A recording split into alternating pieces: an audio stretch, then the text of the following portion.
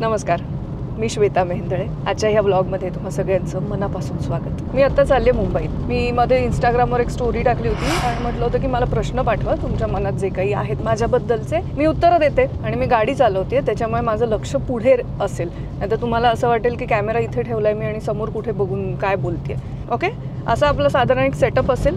हे चित्र मागचं हलतं राहील, माझं लक्ष पुढे राहील. ह्या सगळ्या गोष्टींबरोबर आपण गप्पा मारत मुंबईकडे निघूया. पण मुंबईला घरी जायच्या आधी मला जायचं आहे ठाण्यात. माझी मैत्रीण राहते ठाण्यात, अमृता रावराणे. तिने ठाण्यात घर घेतलंय. तिच्या घराची वास्तुशांत आहे आज. तिचं नवीन नवीन घर बघू, पण तिच्या घरी जाण्याआधी वास्तुशांतीला जाते.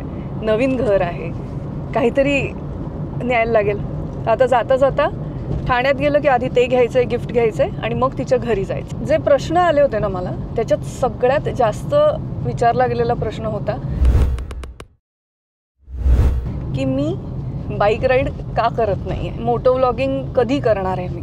मी सुद्धा खूप मिस करते. झालं काय की गेल्या वर्षी आम्ही सगळेजण पाचगणीला गेलो होतो. त्याचे व्लॉग्स मी माझ्या चॅनलवर टाकलेत, ते तुम्ही बघू शकता. त्याच्यात तुम्हाला दिसेल की एका व्हिडिओमध्ये मी पॅराग्लायडिंग करते आणि पॅराग्लायडिंग करताना एका हातात मी कॅमेरा धरला होता आणि एक हात त्या पॅराशूटच्या रोपला धरला होता. ढगाळ वातावरण होतं, थोडासा पाऊस बिऊस असं सगळं चालू होतं. त्या ह्याच्यात झाले होते एअर पॉकेट्स तयार. त्या एअर पॉकेट्सचा झटका बसला माझ्या डाव्या मनगटाला. त्यावेळेला माझ्या लक्षात नाही आलं की काय झालं आहे वगैरे. 2-3 दिवसांनी घरी परत आल्यानंतर माझा हात दुखायला लागला, थोडा सुजला. मग डॉक्टरांकडे गेल्यावर डॉक्टरांनी सांगितलं की माझ्या हाताला लिगमेंट स्प्रेन झालं आहे. डॉक्टर म्हणाले की 2-3 महिने ते स्प्लिंट घालायचं आहे हातात. हाताला कंप्लीट आराम, काहीही वजन उचलायचं नाही, व्यायाम करायचं नाही. म्हटलं बाईकचा विचारही करायचा नाही म्हणाले डॉक्टर. त्याला किती वेळ लागेल, काय लागेल आपल्याला सांगता येत नाही. त्याला फक्त आराम हा एवढाच उपाय आहे. मग मी बाईक गेलं वर्षभर मी चालवलेली नाही. ट्रॉमा असतात तसा एक ट्रॉमा बसलाय. मी खूप प्रयत्न करते ह्या ट्रॉमातून बाहेर पडायचा. बाहेर पडले की मी मोटो व्लॉगिंग सुरू करणार. करेन लवकर सुरू करेन आणि तुम्हाला नक्की सांगेन. तुमच्याबरोबर ही माझी सगळी जर्नी शेअर करता यावी ह्यासाठी स्विफ्ट घेतली मी. आणि ती सुद्धा ऑटोमॅटिक घेतली, कारण गिअर चेंज करायचं टेन्शन होतं मला. माझा हात दुखावेल आणि मग आणखीन काहीतरी होईल गडबड. त्यापेक्षा ऑटोमॅटिक गाडी घेऊया आणि ह्या गाडीतनं फिरूया. हिला आणि तुम्ही बघितलंच आहे माझ्या आधीच्या व्लॉगमध्ये, तिचं नाव शुमी. आणि आत्ताही आपण शुमीतनं हा सगळा प्रवास करत चाललो आहे, आपल्या गप्पा मारत चाललो आहे. आणि आता येणार आहे फूड मॉलला मी थांबणार आहे, कारण मला हवी आहे कॉफी.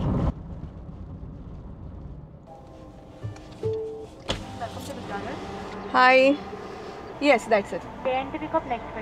Okay, thank you. पावसात अशी गरम गरम कॉफी प्यायला किती मजा येईल आणि त्यात तुमच्याबरोबर गप्पा मारायच्या. किती बरं वाटतंय मला माहिती आहे. किती पानसटपणा करावा तरी आज राहुल नाही आहे. राहुल एक वाक्य पडू देत नाही माझं. तयारच असतो, इतका अलर्ट असतो ना. थँक्यू. चिअर्स. हे काम करते, 2 मिनटं शांत बसून कॉफी पिते. मगाचपासून ड्राईव्ह करते पावसा पाण्याची, बिचारी एक अबला स्त्री. पुढचा एक प्रश्न घेऊया आपण आपलाच. आर्याला तुम्ही भोसला मिलिटरी स्कूलमध्ये का पाठवलंय? राहुलचं आणि माझं शूटिंगचं शेड्यूल इतकं विचित्र होतं किंवा जनरली असतं. आम्ही सकाळी 7-7:30ला बाहेर पडायचो, ते रात्री 11 तर मिनिमम व्हायचं आम्हाला घरी यायला. घरी परत आल्यानंतर तो बिचारा आर्य झोपलेला असायचा. सो आम्हाला जी काही 10-15 मिनिटं त्याच्याबरोबर घालवता येतील दिवसभरातली, तीही मिळायची नाही. पण महिन्यातनं 3-4 दिवस सुट्टी असायची आम्हाला. कधीतरी आमचं लवकर पॅकअप असायचं, कधी उशिरा कॉल टाईम असायचा. त्यावेळी आम्हाला त्याच्याबरोबर वेळ घालवता यायचाच. अर्थात घरी एकटा नसायचा, त्याला सांभाळायला आमच्याकडे श्वेता नावाची एक ताई होती. ती त्याचं सगळंच बघायची. तोपर्यंत आम्ही घरी परत यायचो. त्यात आणखीन एक गोष्ट आमच्या मनात होती की आत्ताच्या काळात ना, पौगंडावस्थेत जाताना मुलांना डिसिप्लिन असणं, संस्कार असणं, त्याच्यानंतर सर्वायवल म्हणजे काय, ह्या बेसिक गोष्टींची जाणीव असणं खूप गरजेचं आहे. सो मग आम्ही हॉस्टेलचा विचार केला. मग आमच्या डोक्यात मिलिटरी स्कूल्सचा पर्याय आला. पण आम्हाला घरापासून जवळ होती ती नाशिकची भोसला मिलिटरी स्कूल. मग आम्ही त्याच्याबद्दल रिसर्च केला, खूप शोधलं. मग आमचं असं झालं की जाऊन शाळा बघून येऊया, ॲडमिशन प्रोसेस तर सुरू करूया. ॲडमिशनच्या दिवशी आर्याच्या एक्झाम्स झाल्या, त्याच्यानंतर इंटरव्ह्यू झाला आमचा. आणि त्या इंटरव्ह्यूमध्ये त्यांनी आम्हाला एक गोष्ट सांगितली की इथे अभ्यासाबरोबरच त्यांच्या व्यायामावर, त्यांच्या सर्वांगीण विकासावरती तितकंच लक्ष दिलं जातं. जर तुम्ही त्याचं शिक्षण असं व्हायला हवं आणि तो बोर्डात यायला हवा या माइंडसेटनी जर या शाळेत आला असाल तर आत्ताच तुम्ही तुमचा निर्णय घ्या, कारण 10वीची परीक्षा असेल तरी सुद्धा तो 10वीचा जो स्टुडंट असतो तो सकाळी उठून त्याचं जे रुटीन असतं ते सगळं फॉलो करून मगच परीक्षेला जातो. आणि आम्हाला हेच हवं होतं. आणि गेल्या वर्षभरात मला हा त्याच्यात फरक जाणवला की तो इंडिपेंडेंट झाला आहे, त्याचे डिसिजन्स घ्यायला लागला आहे. आणखीन एक गोष्ट काय होत होती की आमच्या सोसायटीतनं खेळायला मुलं नाही आहेत कोणी, सो तो दिवसभर एकटा असायचा. आता तिथे गेल्यानंतर तो त्याच्याच वयाच्या मुलांबरोबर 24 तास राहणार आहे. म्हणजे जेव्हा त्याने ती सगळी मुलं बघितली, ती शाळा बघितली, ते एवढी मोठाली ग्राउंड्स बघितली आणि तो इतका खुश झाला होता की आई ते ग्राउंड बघ केवढं आहे, आई ते बघ केवढी मुलं आहेत, आई तिथे हे बघ हे आमचे हॉस्टेल आहे, हा आमचा बेड आहे. तो इतका खुश होता ते सगळं बघून, आणि तो खुश असल्यामुळे आम्ही खुश होतो. अर्थात तो घरी होता तेव्हा तो शूटिंगवरून आल्यानंतर मला दिसायचा, शूटिंगला जायच्या आधी दिसायचा. सुट्टी असेल तेव्हा 2-4 दिवस आम्हाला महिन्याचे त्याच्याबरोबर पूर्ण घालवता यायचे.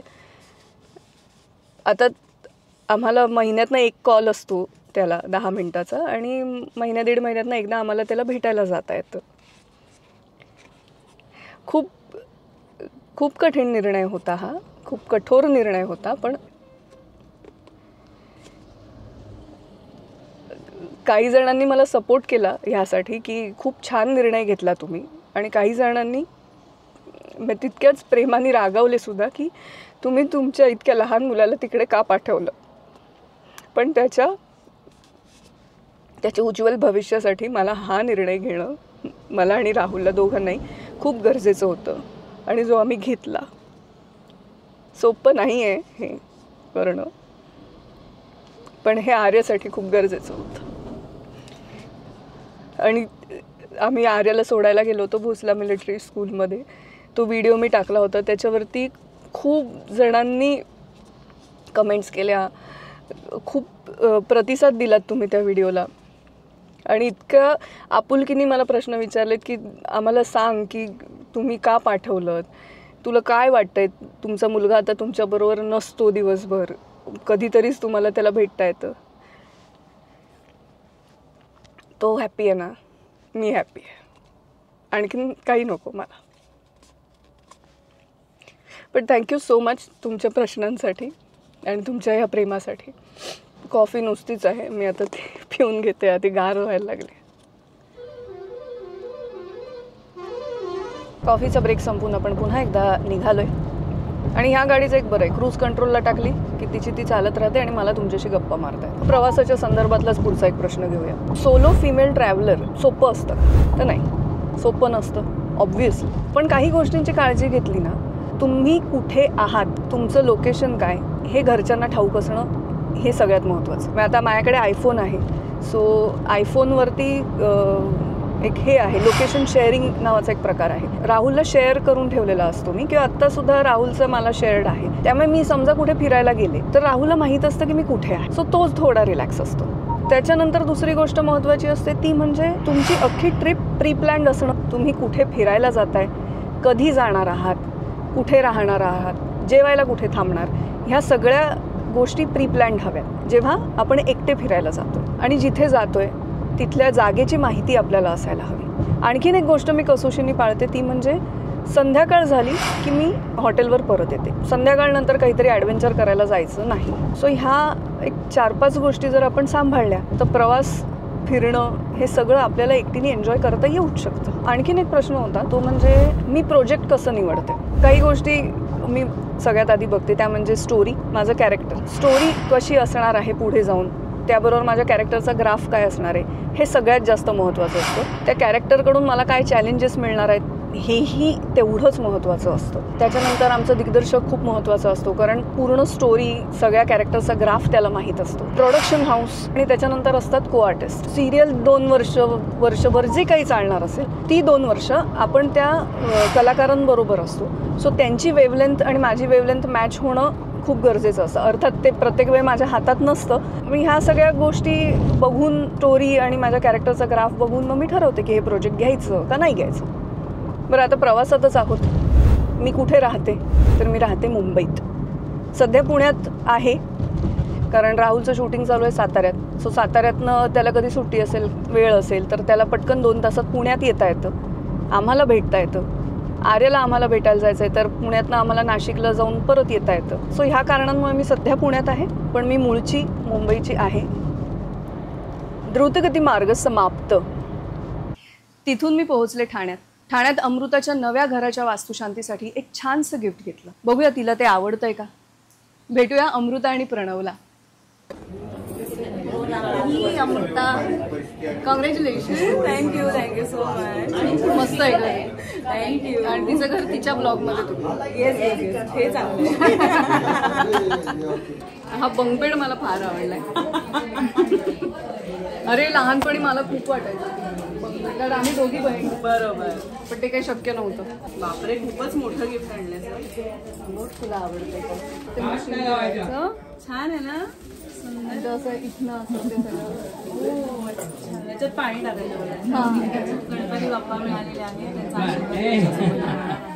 आणि आमचा प्रवास असा सतत चालूच राहणार आहे. असंच म्हणूनच दिलंस ना तू. Thank you so much Pranav. हे म्हणजे आता आपल्याला ठेवण्यासाठी एक गोष्ट झालेली आहे. माझी इच्छा होती गणपती घरी आला पाहिजे मला.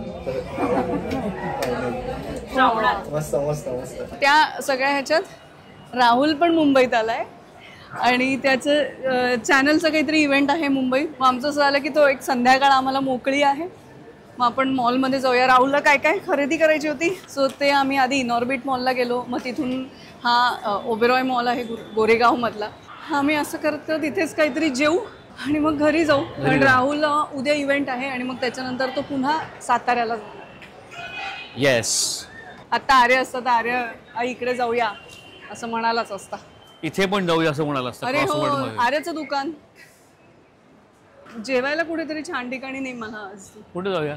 थर्ड वेव कॉफी जेवायला. राजस्थानी थाळी खाऊ आज.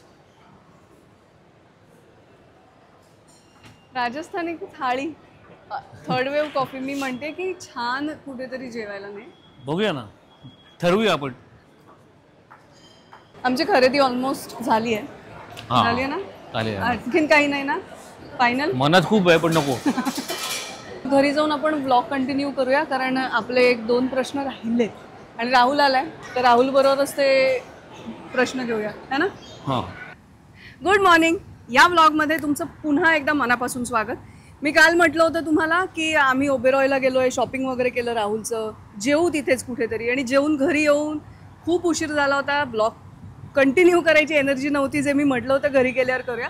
मग आता सकाळी म्हटलं की जे 2 प्रश्न राहिलेत आपले ते आपण करूया. पुढचा प्रश्न मला विचारला होता की माझे ब्लॉग्स एडिट कोण करतं. काही ब्लॉग ही एडिट करते, काही ब्लॉग मी एडिट करतो. ॲक्च्युली यश आमचं जे काम आहे ना ते सगळं फायनलाइज करण्याचं काम तो करतो. मॅक्झिमम आम्ही म्हणजे रफ कट ज्याला म्हणतात ते आम्ही दोघं मिळून करतो. कधी कधी ती करते.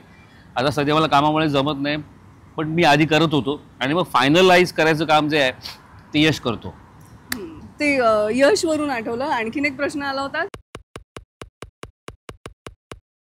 स्नेहभोजन हा व्हिडिओ मी टाकला होता, ज्याच्यात माझ्या बहिणीचं लग्न ठरलंय. तिच्या सासरकडची मंडळी आमच्या घरी जेवायला आली आहेत. त्या व्हिडिओवर की यश माझा नातेवाईक आहे का, किंवा यश आणि तू भाऊ आहात का, ते हे सगळे प्रश्न होते.